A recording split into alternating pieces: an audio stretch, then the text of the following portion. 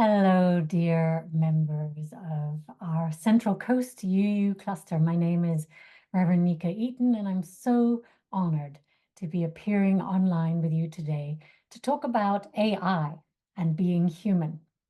I serve Chalice Unitarian Universalist Fellowship in Thousand Oaks. So last summer, I went to see ABBA in concert in London. ABBA, you may ask? They broke up decades ago, and aren't they all in their 70s now? Well, you're right. But this was a concert performed by ABBA avatars or holograms. I thought it was going to be a cheesy and fake-looking thing. However, the band looked absolutely lifelike on stage. My mother, who came with me, couldn't believe this wasn't ABBA live, like she'd known in the 1970s. The holograms seemed completely real. They moved and sang and talked and looked absolutely like ABBA did 50 years ago. They even bantered with the crowd. From that moment, I knew life as we know it was going to change and change quickly. This could transform the face of music and so many other things. If we can have holograms of musicians keeping the originals alive and youthful indefinitely, we could have bands touring simultaneously all over the world, no matter what their current age or capacities, and they could be immortalized. I came away from that concert in awe and a little bit unsettled. On the one hand, it was amazing to see ABBA perform again after all these years. It was like we time traveled. On the other hand, it made me wonder what it means to be human in the age of artificial intelligence, or AI. So what exactly is AI? As a complete newcomer to the world of AI, my research on this topic was alternately exciting, then terrifying, and certainly life-altering. Artificial intelligence is rapidly changing the world around us. I'm a beginner in this subject, so won't be offering you ultimate wisdom on this topic. And there are plenty of videos and articles online which you can learn from experts. Rather, I wish to explore a series of questions and get us thinking about AI, a topic which will no doubt become increasingly relevant over the next few years.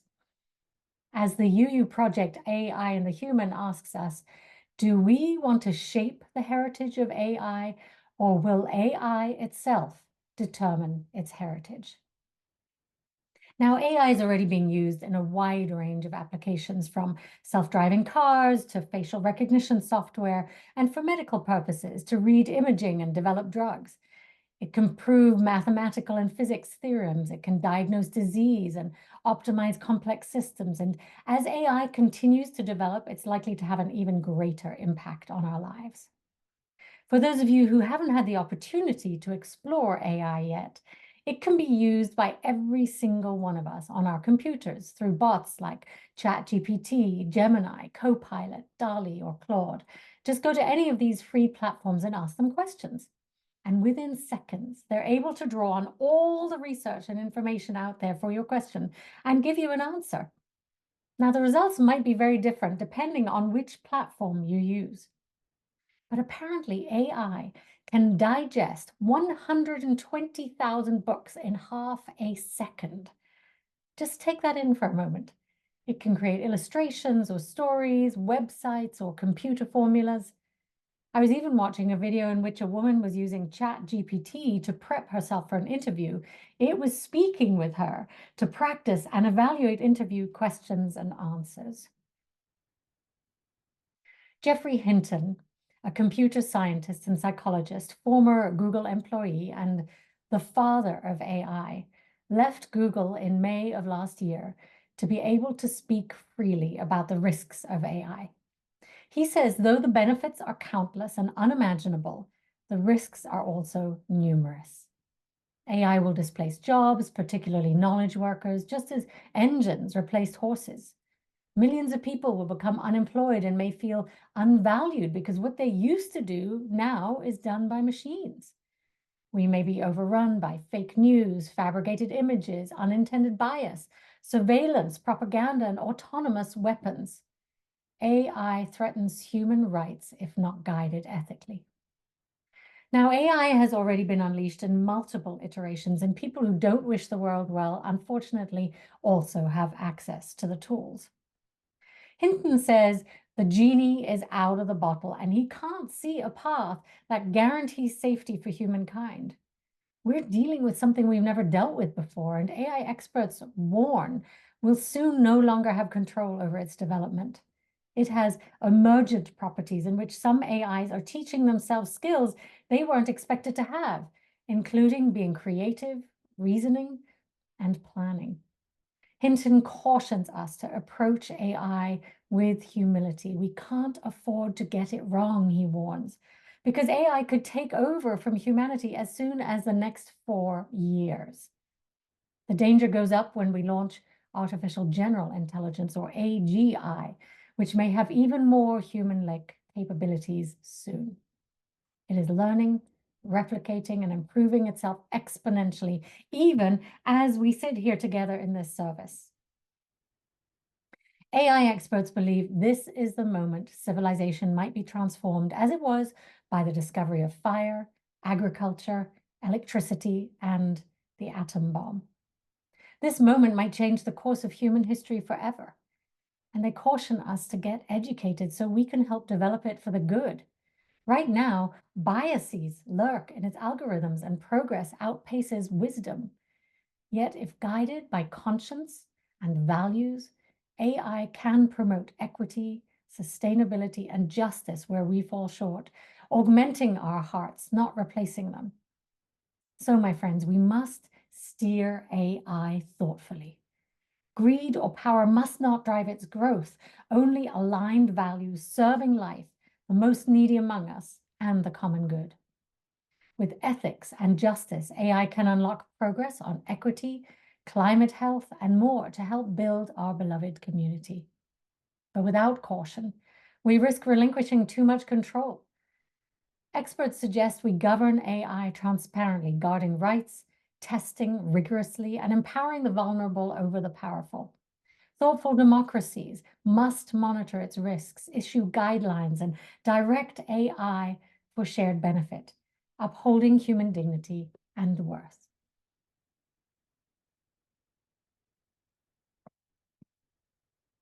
Sundar Pichai, CEO of Google and Alphabet, says AI will be as good or evil as human nature allows.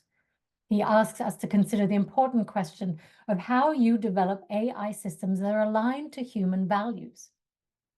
But first, how can AI help humanity? Now, there are many promising ways if it is steered positively. Imagine a future where AI tutors adapt learning to every student's strengths, unlocking the potential of all children worldwide and making quality education more accessible to all. A future where AI helps us transcend national divisions through understanding diverse perspectives, building bridges of compassion. A future where AI counselors provide free advice to all, intelligently tailoring treatment to each person's emotional needs. Imagine improving healthcare by analyzing medical data for more accurate diagnoses, personalized treatments, and accelerated drug development. Envision increasing food production, reducing waste, and developing innovative food solutions to help end world hunger. Or how about mitigating climate change by moderating climate data, optimizing renewable energy systems, and tracking sustainability? AI can automate time-consuming tasks and enable new discoveries not possible by human effort alone. AI can increase the safety, efficiency, and accessibility of transportation. It could empower physically challenged people through AI assistance and new options for communication, control, and independence. And it could promote equity through AI auditing of biased systems to increase access, fairness, and justice in society. So AI can help us in so many ways. When I was researching, I found out AI learns from how we interact with it. So if I'm friendly and polite with it, and say please and thank you, it will learn that that's the way humans speak to one another. And if I were to be rude and oppressive, then it would learn those ways of being as well. Now, thankfully, there are a number of jobs that seem unlikely to be fully replaceable by AI in the near future due to the specialized human skills, knowledge, and judgment they require. Caregiving, counseling, nursing, ministry, I'm relieved to say, and social work should remain human at their heart. These are roles where interpersonal, social, and emotional skills are needed and where conscience and presence matter most. Now, whether for children, elderly, vulnerable, or the infirm, the compassion and human touch of caregiving is irreplaceable. Medicine is also an art that requires human attention. Creative jobs like artists, musicians, chefs, writers, hairdressers, and designers require highly subjective and creative human abilities that current AI cannot match. Politicians and public representatives are less likely to be replaced either, since democracy depends on elected officials who reflect collective human perspectives, values, and public accountability, which AI lacks. Judges and lawyers, where legal reasoning, wisdom, and judgments integrating complex social values and contextual human circumstances are needed, are hard to replace. Teachers, who combine knowledge, communication, psychology, creativity, and interpersonal understanding in nuanced interactions, are vital. Researchers, scientists, and academics with the ability to ask insightful questions, make intuitive leaps, and discover wholly new knowledge seem distinctly human. AI can be an asset and help with a lot of these professions, but not a wholesale replacement. So in essence, many jobs involving the full range of human, social, emotional, spiritual, and creative abilities are unlikely to be fully automated by AI anytime soon. But AI will increasingly transform how these jobs are performed to enhance the uniquely human elements. So what does it mean to be human in the age of AI? Let me have a sip of water first.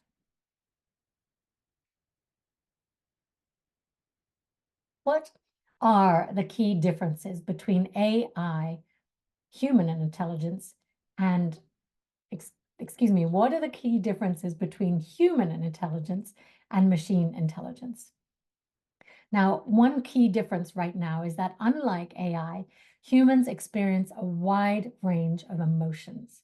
We possess self-awareness in our best moments, consciousness, curiosity, and have subjective experiences. Humans can love, care for, and show empathy for one another. And using self-awareness, we can reflect on our own thoughts and actions, which is a uniquely human trait. Now, this is not to say that machines aren't capable of learning and adapting. However, AI systems still lack the ability to experience emotions, love, empathy, and self-awareness in the same way that humans do.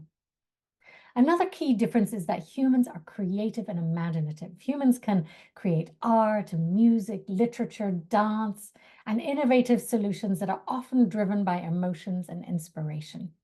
And though AI can generate creative content as well, their creativity is typically limited to the data that they've been trained on, and so is mostly derivative. Humans are also able to make moral and ethical decisions. Most humans have an innate sense of right and wrong and are able to make moral judgments even in complicated and uncertain situations. We can hold paradox, ambivalence, and complexity, and we understand nuance and can adapt to new environments and challenges. AI systems can be programmed to make moral and ethical decisions, but they don't have the same innate sense of right and wrong as humans do. And as a result, AI systems may make decisions that are inconsistent with our values or that have unintended consequences. Humans, of course, also have a deep need for social interaction and touch, forming bonds, connections, and relationships that machines simply cannot replace. With our social intelligence, we're attuned to social emotional cues in one another, allowing us to communicate, collaborate, read, and understand people's motivations. AI has very minimal social intelligence currently and lacks emotional awareness. Plus, let's not forget humans' amazing physical bodies. We experience sensations, including taste, touch, sight, sound, and smell that significantly enrich life. We can experience pleasure and pain. We also have gut instincts and can act on intuition. And these are currently beyond the capabilities of machines. And of course, we humans have spiritual and philosophical perspectives on life, contemplating the concept of a soul or inner self, consciousness, or even a god or gods have been the subject of philosophical and theological debates for centuries. Can AI ever truly understand life's meaning and purpose?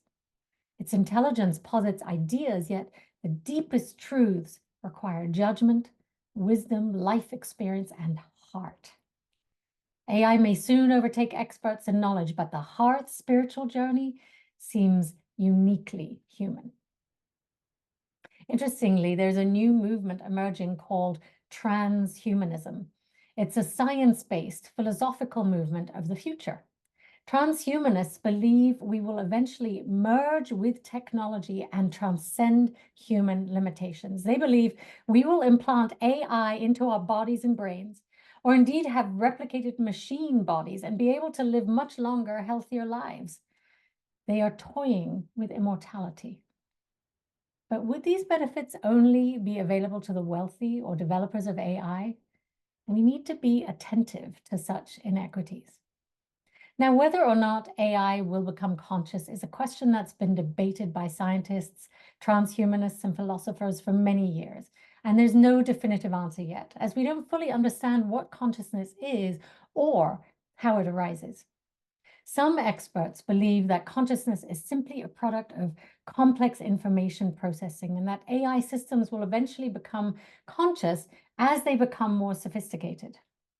Ray Kurzweil, a lifelong Unitarian Universalist who's an inventor, transhumanist, and AI developer, believes AI will become conscious eventually.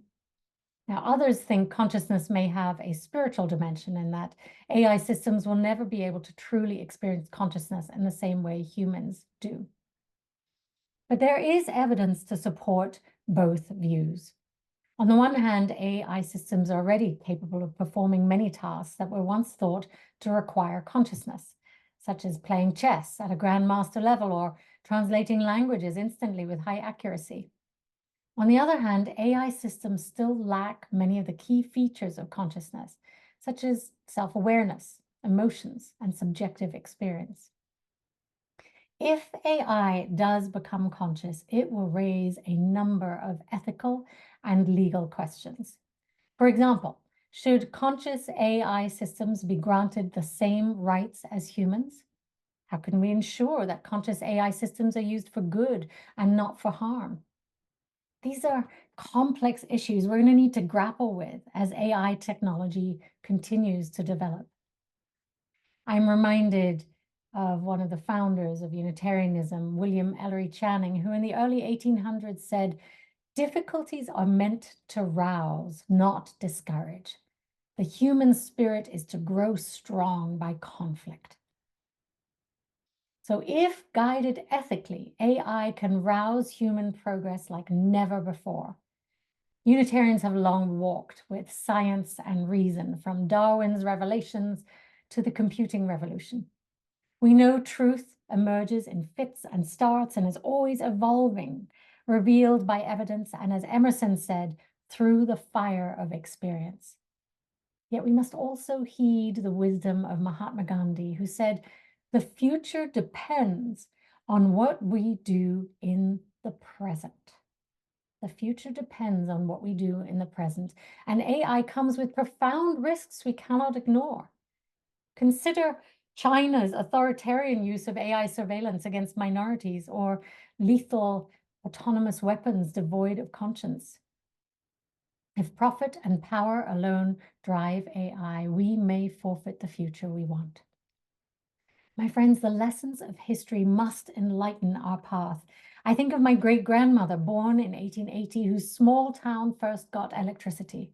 Many initially feared electricity, believing it unnatural, playing God, but wisely managed it transformed life for the better. The same wisdom must guide us with AI's capabilities, powering progress while preventing harm. So what role will AI play in writing the next chapter of humanity? What will be its heritage? Will thinking machines transcend biases and work tirelessly to heal division and create a more peaceful world? Oh, I hope so. Or will AI reflect the worst of human instincts, greed, fear, and aggression? Friends, both futures are possible. AI holds potential for great progress and grave peril. We must proceed together wisely. So what is our role as wise humans? First, we need to be mindful of the potential risks and benefits of AI. For example, just around the corner, our presidential election will be hugely impacted by the quickly emerging capacities of AI. There will be fake videos, perhaps holograms at rallies, and disinformation to extent we cannot even imagine yet. How will we tell truth from fiction? How will we safeguard our democracy? We need to develop ethical guidelines for the development and use of AI quickly. We must ensure that AI is used in a way that's consistent with our values and that promotes human well-being. Focus AI on solving humanity's challenges, climate, inequality, and conflict, rather than increasing them. Finally, it means we need to embrace our own humanity. AI reminds us to reflect on what it means to be human. AI will never be able to replace us completely. We need to cultivate and focus on these qualities such as consciousness, emotions, physical presence, creativity, and moral judgment, and use them to make human life and the world a better place. So what is our role as Unitarian Universalists as AI develops?